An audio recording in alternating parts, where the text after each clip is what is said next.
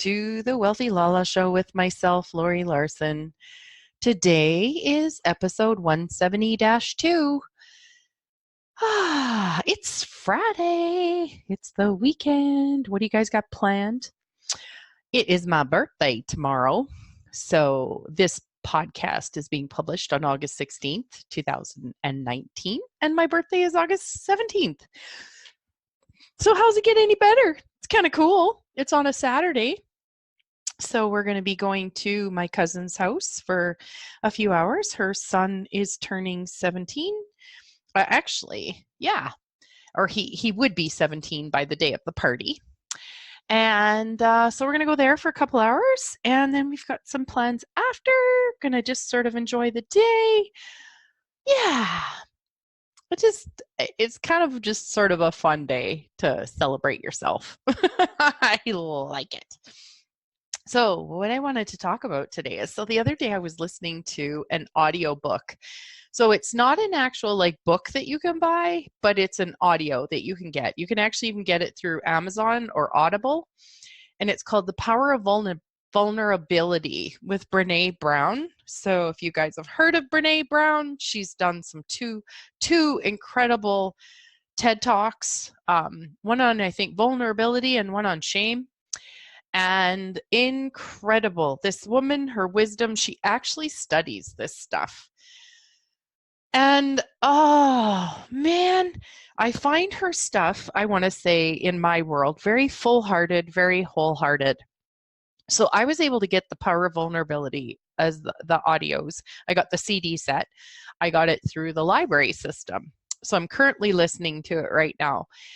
And when I was listening to it the other day, oh my gosh, she was talking about some things that just like I was literally gripping the steering wheel, just like, this is so incredible. Now, maybe you guys will find it so much so, maybe not, but oh my gosh, it was just something I so needed to hear. So she was talking about, now I don't remember the order in which she talked about it, but I'll talk about it the best way I can in the way that I can explain it. She was talking about people who lived joy-filled lives. So she was first talking about like how we take things that are stressful and play off them, and how what that sort of creates. Okay. And then so after she had sort of studied that and looked at that, she wanted to study and talk to people that had joy-filled lives. And she discovered every single one of them, without question, had gratitude. They had gratitude and gratefulness in their lives. Without a doubt. She said, hands down, they all had it.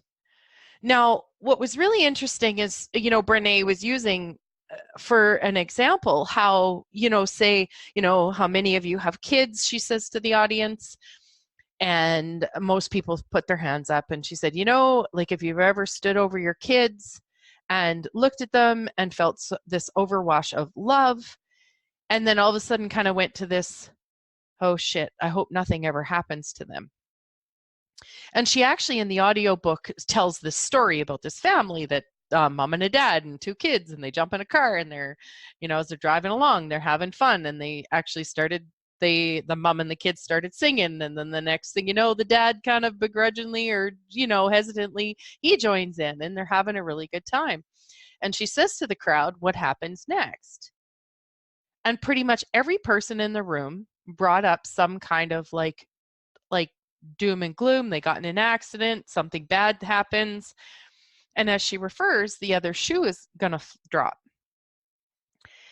And she said what she's discovered about this. And so she's talking about vulnerability. And she says that to be vulnerable is what she discovered is to actually live a joy-filled life, to vulnerably be in the presence and enjoy the space of joy. And that seems like almost like, what? Like, really? And what she discovered is that many of us, and the reason why we do this, wait for the other shoe to drop.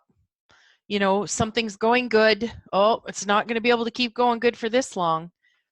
Well, you know what? In a way, which is interesting, my thought is that's actually true.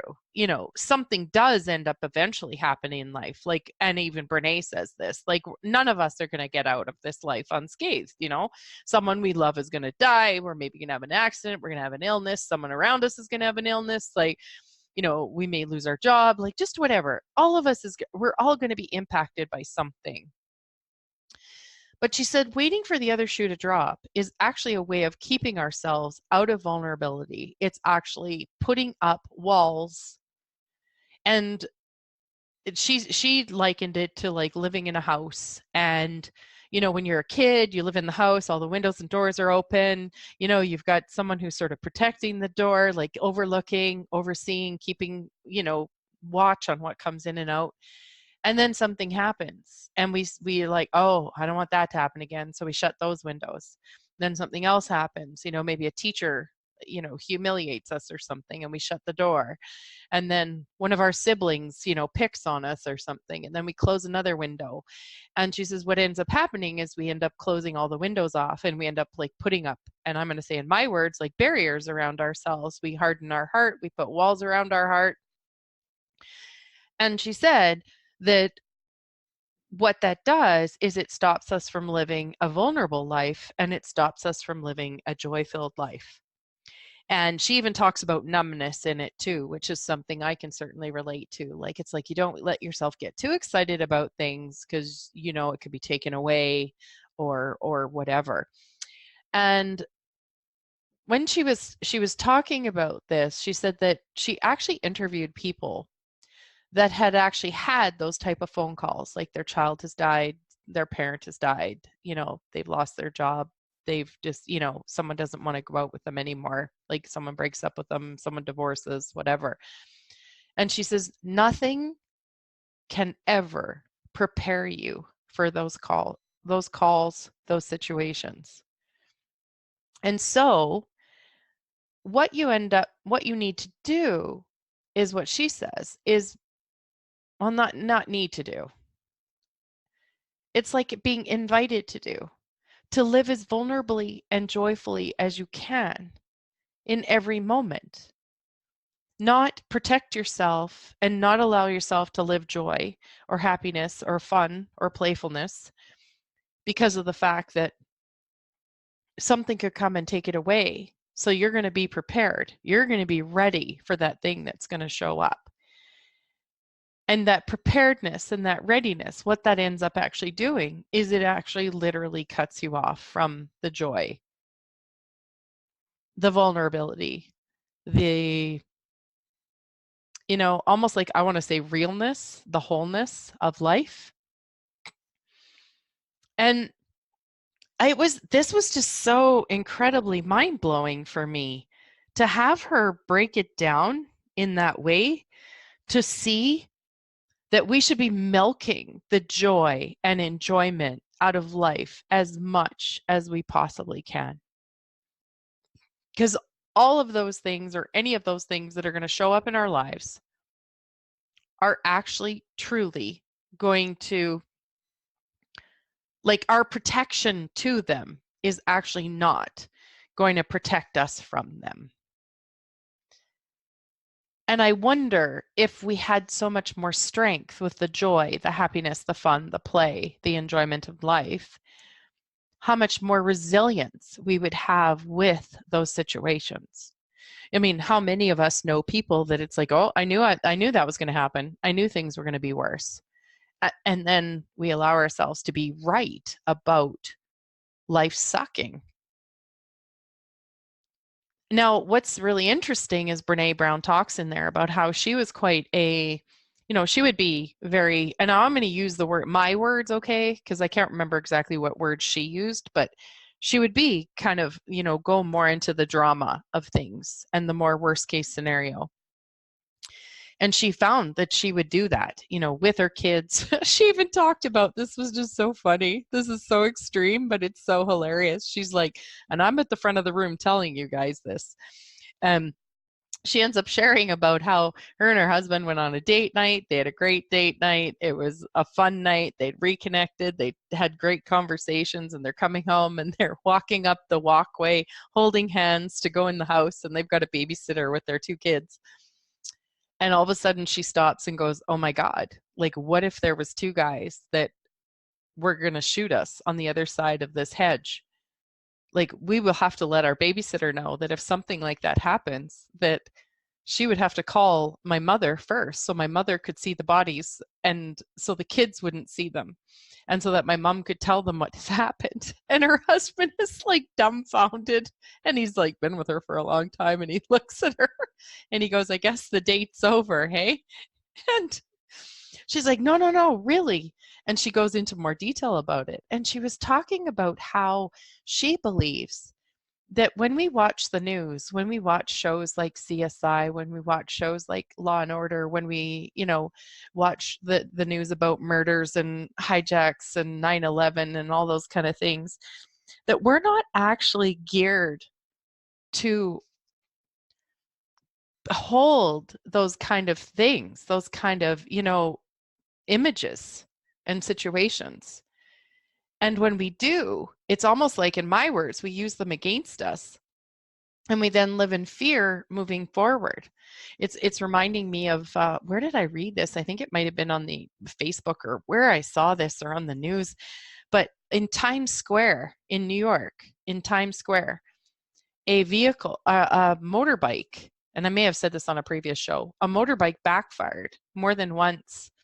People literally ran for cover, like ran, not just stopped, looked, what was that noise? But because of all the shootings that are happening in the US and the backfiring sounded like gunfire, people literally ran. They ran into plays. They ran into like Broadway shows, and the Broadway shows got stopped, and the people on stage ran off the stage. And like we've become such a terrified society. And so we're protecting ourselves continually from this. So you can imagine you're already in terror underneath your day-to-day living if you respond that quickly as that being your automatic response. Oh, I just find this so incredibly fascinating. So anyways, back to her babysitting story, so she shared that these are the kind of things that she would do. And they seemed really real and true in her world, like to go to this like crazy worst case scenario. And what she discovered after she interviewed all these people that live joy-filled lives was discovering their gratitude. She thought, well, I'm going to try this. So she actually started doing it. And she said her life actually changed. It literally changed choosing the gratitude. So, so if she's standing over her kids and she's, and they're sleeping and she's, goes to one of these worst case scenario thoughts, she stops herself and goes, I am so incredibly grateful that I have them, and she chooses gratitude. So like me, I would, from this space where I'm at right now, I would choose, like, I'm so incredibly grateful for the kids. Even my kids now are in their 20s and one's in his 30s. And, if something happened to them now, it's like, wow, I was, allowing myself to go through the grief, of course. And at the same time, knowing that I want my default to be gratitude. I want to be grateful that I had each of my kids for as long as I did, or each of my grandchildren for as long as I did, or just whatever, be grateful that, we've not had a great summer here where we're living right now. So in Alberta, we've not actually had a great summer. It's actually been cold and rainy for a really long time. And so the days are already starting to get cooler. Like I think it was +6 Celsius yesterday morning when we woke up. The days are already getting cooler. The mornings are cooler.